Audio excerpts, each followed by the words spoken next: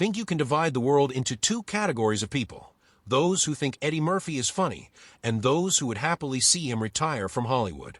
Now, I'm not saying that one category is better than the other, and I don't think we can bring Donkey from Shrek into this equation. He's great, but let's just consider some of the biggest cinematic crimes Murphy has committed.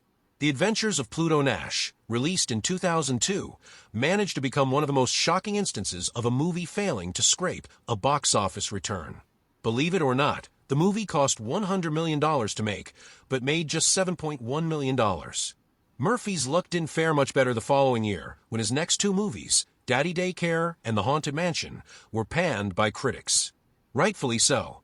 We'll give Murphy some credit for Dreamgirls, of course, which, to the surprise of many, earned him an Academy Award nomination, but the year after that, he was back to committing more cinematic crimes in the form of Norbit. Donning a fat suit to play an obese woman was bad enough, but he even portrays a Chinese character, too.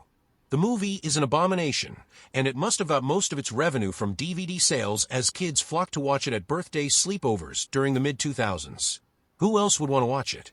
While we're sure that Murphy looks back on many of his films and feels proud, there are a few that he's not so keen on, including his directorial debut, Harlem Nights. He starred in the film, as well as writing, directing, and executive producing it, and he soon realized that he was spinning too many plates at once. Harlem Nights also starred the likes of Richard Pryor, Danny Aiello, and Red Fox, with the movie transporting viewers to 1910s-era New York.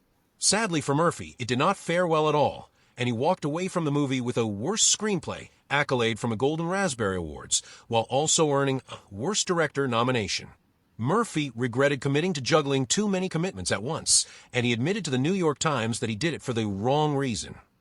He explained, "All my peers started doing movies where they were directing and producing and starring. So I said, let me see what it's like.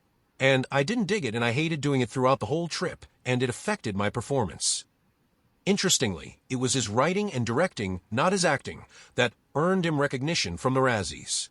Some actors are great at directing, look at Clint Eastwood or even Gary Oldman, but Murphy falls into the category of those who really should have been told sooner that directing simply isn't for them.